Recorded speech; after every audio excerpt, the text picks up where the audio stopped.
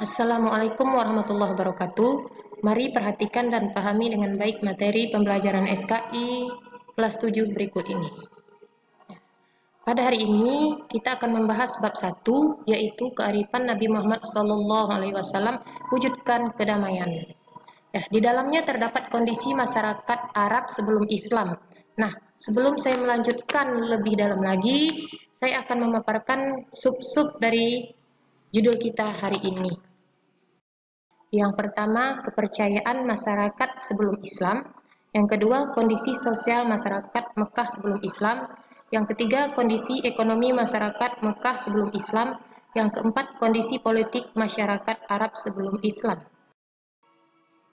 Nah, yang pertama, kepercayaan masyarakat sebelum Islam. Pada awalnya, masyarakat Arab sebelum Islam menganut agama tauhid yang dibawa oleh Nabi Ibrahim alaihissalam, kemudian dilanjutkan oleh putranya Nabi Ismail alaihissalam. Nah, tetapi lama-kelamaan kepercayaan tersebut berpindah menjadi menyembah berhala.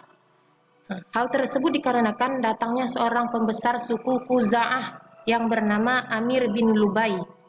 Dia membawa berhala yang diberi nama Hubal, dan Hubal menjadi pemimpin dari berhala yang lain seperti Latta, Uzza, dan Manna. Sejak saat itulah mereka mulai membuat berhala-berhala dan menyembahnya sehingga mencapai 360 berhala yang diletakkan di atas Ka'bah.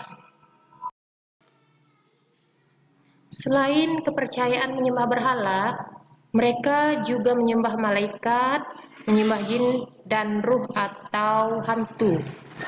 Pada saat itu juga agama Islam datang dibawa oleh Nabi Muhammad SAW.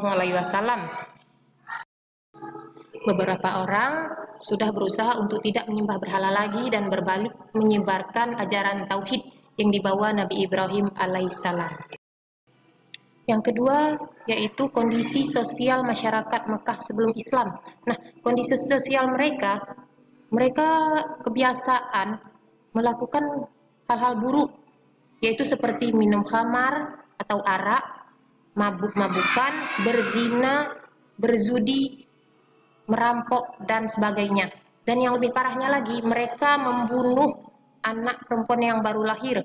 Kenapa hal tersebut dilakukan? Karena mereka menganggap jika anak perempuan lahir di dunia itu adalah sebagai penyebab kesialan bagi mereka. Selain itu, sistem perbudakan juga berlaku di masyarakat Arab. Mereka menjadikan budak seperti binatang dengan tidak layaknya dan tidak memandang kemanusiawian. Yang ketiga, kondisi ekonomi masyarakat Mekah sebelum Islam. Bangsa Arab memiliki mata pencaharian yaitu bidang perdagangan, pertanian, dan peternakan. Nah, di bidang peternakan, mereka sering mengembala ternak mereka dengan cara berpindah-pindah ke daerah yang sedang musim hujan atau ke padang rumput. Nah, tapi di sini orang yang dianggap kaya, mereka harus memiliki hewan ternak sendiri, bukan hewan ternak orang lain yang digembalanya.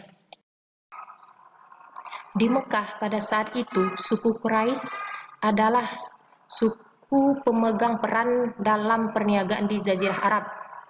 Mereka mendapat pengalaman perniagaan dari orang-orang Yaman yang berpindah ke Mekah. Orang-orang Arab memiliki pusat-pusat perdagangan yang terkenal seperti Ukaz, Mizannah, dan Julmajah. Fungsi pusat perdagangan bukan hanya sebagai tempat transaksi jual beli, tetapi juga menjadi pusat pertemuan para sastrawan, penyair, dan orator. Dalam bidang ekonomi, riba sudah menjadi tradisi yang lazim atau yang sudah biasa di Jazirah Arab. Bahkan Mekah sebagai pusat sudah terpengaruh oleh sistem riba. Dan alat transportasi pada saat itu yaitu unta yang dianggap sebagai perahu padang pasir. Yang keempat atau yang terakhir adalah kondisi politik masyarakat Arab sebelum Islam. Pada masyarakat Arab sebelum Islam dapat dibagi menjadi dua bagian. berdasarkan atas batas teritorial. Yang pertama yaitu penduduk kota yang tinggal di kota perniagaan Jazirah Arab seperti Mekah dan Madinah. Yang kedua, penduduk pedalaman yang mengembara dari satu tempat ke tempat yang lain. Nah, kekuatan politik besar yang mempengaruhi pada saat itu adalah Kekaisaran Nasrani Bizantium, Kekaisaran Persia yang memeluk agama Zoroaster, serta dinasti Himyar yang berkuasa di Arab bagian selatan. Baiklah anak-anak, sampai di sini penjelasan saya untuk materi kita hari ini. Semoga penjelasan yang Ibu berikan kepada kalian bermanfaat dan kalian bisa memahami dengan sebaik mungkin. Selamat belajar dan terima kasih atas perhatiannya. Wassalamualaikum warahmatullahi wabarakatuh.